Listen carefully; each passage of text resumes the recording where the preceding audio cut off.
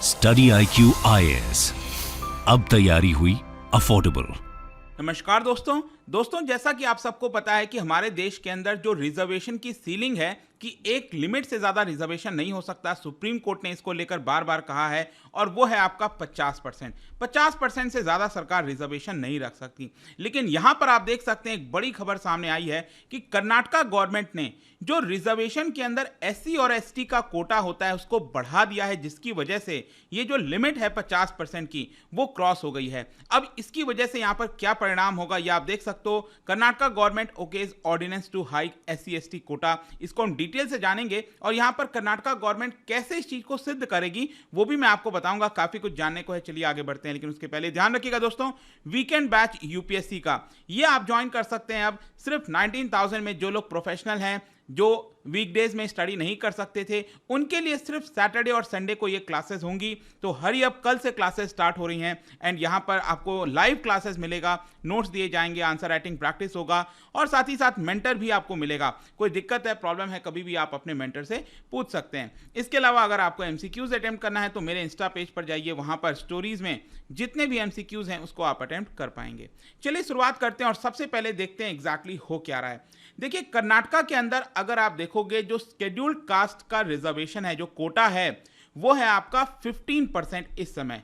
अब ये 15% से बढ़ाकर सरकार कर रही है 17%। और जो शेड्यूल्ड ट्राइब का कोटा है वो इस समय है 3%, इसको बढ़ाकर कर रही है सरकार 7%। मतलब कि टोटल 6% और एक्स्ट्रा रिजर्वेशन किया जा रहा है। इस समय अगर आप देखोगे कर्नाटका के अंदर जो टोटल रिजर्वेशन है OBC को मिलाकर वो है आपका 50%। तो अब ये जो रिजर्वेशन है वो बढ़कर 56% हो जाएगा। और इसके लिए सरकार जो है ऑर्डिनेंस लेकर आई है। ऑर्डिनेंस आपको पता है कि क्या होता है कि पार्लियामेंट में या फिर स्टेट असेंबली में जब सेशन नहीं रहती है तो यहां पर जो गवर्नर के माध्यम से या प्रेसिडेंट के माध्यम से एक टेम्परेरी लॉ पास करा दिया जाता है। और जब यहां पर असेंबली की बैठक होगी तो इसको पास कराना होगा, विद इन 6 मंथ्स इसको वापस से कराना होता है, अदरवाइज ये लैप्स कर जाएगा। लेकिन प्रॉब्लम क्या है यहाँ पर? प्रॉब्लम यही है कि ये 50% की जो लिमिट है अब उसको क्रॉस कर रहा है। लेकिन सबसे पहला तो क्वेश्चन आपके मन में यह आएगा कि आखिरकार सरकार को ये क्यों करना पड़ा, क्या मजबूरी थी ऐसी?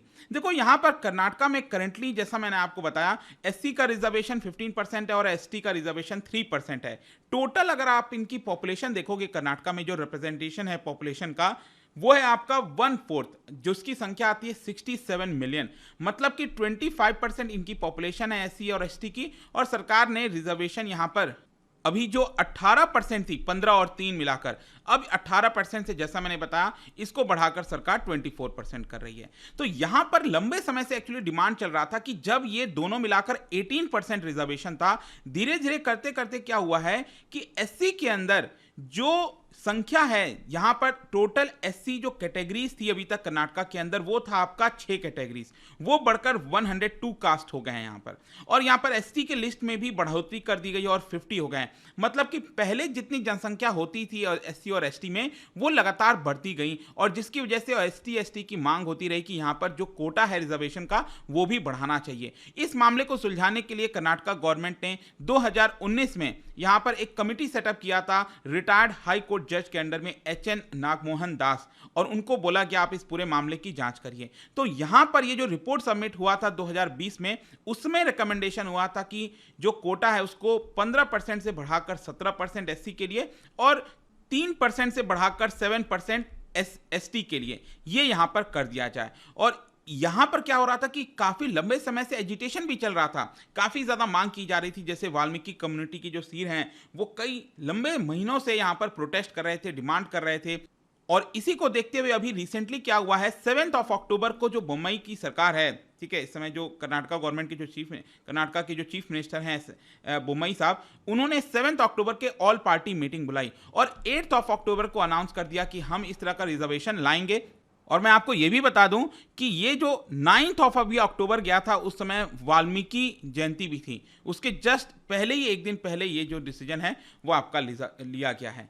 तो ये फाइनली इंप्लीमेंट कैसे होगा, ये सबसे बड़ा क्वेश्चन है, क्योंकि यहां पर जो टोटल रिजर्वेशन है 50% से बढ़कर, क्योंकि जो ओबीसी का रिजर्वेशन अगर आप देखोगे इस समय वो है आपका 32%, और एससी और एसटी का भी मैंने आपको जैसे बताया टोटल मिलाकर था 18%, तो ये 50% था अभी तक, लेकिन अब ये 50% से बढ़कर 56% जो है वो होने जा रहा है, हो गया है एक तरह से आप कह सकते हैं। तो यहां पर जो स्टेट के लॉ मिनिस्टर हैं उन्होंने कहा कि बहुत ही जल्द हम इसको लेकर चीजें लाएंगे कि कैसे इंप्लीमेंट किया जा सकता है, लेकिन मैं आपको बता दूं जो सबसे बड़ी मांग चल रही है इस समय वो है कॉन्स्टिट्यूशनल अमेंडमेंट, सॉरी इसकी एग्रीमेंट नहीं है, दिस इज अमेंडमेंट, ठीक है। तो संविधान के अंदर अमेंडमेंट करना, तो जैसा कि आपको पता होगा हमारे संविधान में एक शेड्यूल है, शेड्यूल 9।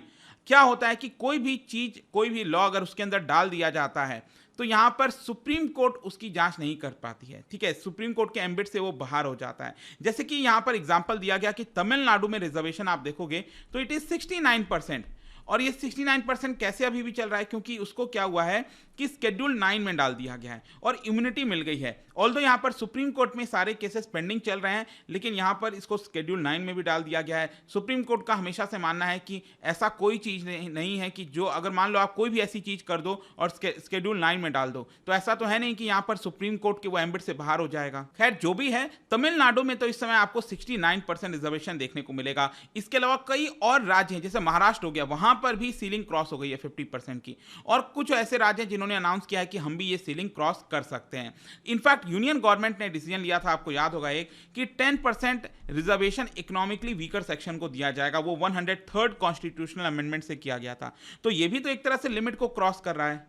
तो यहां पर कर्नाटका गवर्नमेंट एक प्रकार से कहना चाह रही है कि कुछ एक्सेप्शनल सर्कमस्टेंसेस में जो लिमिट है उसको क्रॉस किया जा सकता है, और यहां पर ये स्पेशल केस है जो हम सुप्रीम कोर्ट के सामने रख सकते हैं। क्वेश्चन ये है कि क्या सुप्रीम कोर्ट में ये कभी मामला या सुप्रीम कोर्ट ने कर्नाटका को लेकर कोई जजमेंट दिया है? बिल्कुल। 1994 में क्या हुआ था कि यहां पर कर्नाटका सरकार जो है वो 73% टोटल रिजर्वेशन ला रही थी, इसको कट डाउन कर दिया। जो सुप्रीम कोर्ट है उन्होंने इसको हटा दिया, कहा कि ये ऐसा पॉसिबल नहीं है, स्ट्रक डाउन कर दिया गया था पूरी तरह से। और अब क्या है यहां पर कि स्टेट गवर्नमेंट के पास दो रिपोर्ट हैं सुप्रीम कोर्ट को दिखाने के लिए, क्योंकि सुप्रीम कोर्ट ने कहा था कि कोई एम्पेरिकल डेटा नहीं है कि हमें ये रिजर्वेशन बढ़ाना चाहिए। लेकिन जैसा हमने बताया 2020 में ये जो दास रिपोर्ट आई थी वो, और 2016 का एक कास्ट सर्वे है, दोनों को यहां पर बताया जा रहा है कि अब सुप्रीम कोर्ट ये लोग लेकर जा सकते हैं और कह सकते हैं कि ये जो रिजर्वेशन का कोटा बढ़ाया गया 56%, ये डेटा के आधार पर हमने किया है, अदरवाइज ऐसा कोई मामला नहीं है। इसके अलावा जो अपोजिशन पार्टी है वो इलेक्शन का मामला बता रही है। अपोजिशन पार्टी का कहना है कि क्योंकि अगले साल कर्नाटका में इलेक्शन आने वाले हैं, मई के महीने में इलेक्शन स्टार्ट हो जाएंगे, तो यहां पर सरकार जो है इसी को देखते हुए वोट बैंक पॉलिटिक्स कर रही है और ये रिजर्वेशन यहां पर लाया जा रहा है एससी और एसटी के लिए। लेकिन इसका परिणाम क्या होता है कि बाकी की भी जो कम्युनिटीज हैं वो भी खड़े हो जाते हैं, जैसे कि यहां पर आप देख सकते हो वोकल इंगास। मैं आपको बताऊं तो कर्नाटका के अंदर जो वोकल इंगास की संख्या है टोटल वो 16% है, और उनके पास इस समय रिजर्वेशन है, बेसिकली ओबीसी कैटेगरी में ही आते हैं, तो उनके पास रिजर्वेशन है 4% का। अलग अलग कैटेगरीज होते हैं ना, ओबीसी में भी यहां पर कर दिया गया है, तो 4% का रिजर्वेशन है। अब उनका कहना है कि अब हमें इसको बढ़ाकर 4% से बढ़ाकर वोकलिंगास का रिजर्वेशन 12% कर देना चाहिए, क्योंकि वोकलिंगा के जो सीर हैं उनका कहना था कि क्योंकि हमें ऐसा लगता था कि अभी तक रिजर्वेशन 50% ही हो सकता है, लिमिट है, इससे ज़्यादा नहीं पड़ सकता, इसलिए हम अपनी डिमांड नहीं कर रहे थे। लेकिन क्योंकि अब सरकार जो है ये लिमिट को ब्रीच करना चाह रही है, तो हम भी चाहते हैं कि हमारा रिजर्वेशन 4% से बढ़ाकर 12% किया जाए। तो यहां पर कर्नाटका सीएम का कहना है, देखिए ये कहना गलत होगा, क्योंकि जो एससी एसटी का मामला था वो दूसरा था, थोड़ा डेटा के आधार पर सुप्रीम कोर्ट का कुछ जजमेंट था, उसके बेसिस पर हमने किया है। आपका क्या सोचना है दोस्तों इस सारे मामले को लेकर? आई होप कि यहां पर चीजें आपको अच्छे से समझ में आ गई होंगी। और जाने से पहले एक interesting question, who has the right to decide who will be included in the list of SC and ST? कौन डिसाइड करता है कि यहां पर SC ST में कौन होगा? इसका राइट आंसर आप सबको पता है, मेरे इंस्टाग्राम पर तो मिलेगा ही, वहां पर अगर आप नहीं हो कोई बात नहीं, टेलीग्राम से भी ले सकते हैं इसका सही उत्तर। मैं कई सारे जो MCQs हैं वो यहां पर स्टोरीज में डालता रहता हूं। बाकी अगर आपको PDF चाहिए तो टेलीग्राम पर आइए, अलग अलग सोशल मीडिया पर आप जुड़ पाओगे। और जैसा मैंने बताया यूपीएससी की जो तैयारी दोस्तों, वीकेंड बैच या कोई भी बैच आप ज्वाइन कर सकते हैं, हमारे वेबसाइट और ऐप पर जाइए, use the code Ankit live, ताकि सिर्फ 19,000 में ये आपको मिल जाएगा। आई होप कि वीडियो आपको पसंद आया होगा। मिलता हूं आपसे next time, till then thank you very much, see you soon. Study IQ IAS, अब तैयारी हुई अफोर्डेबल।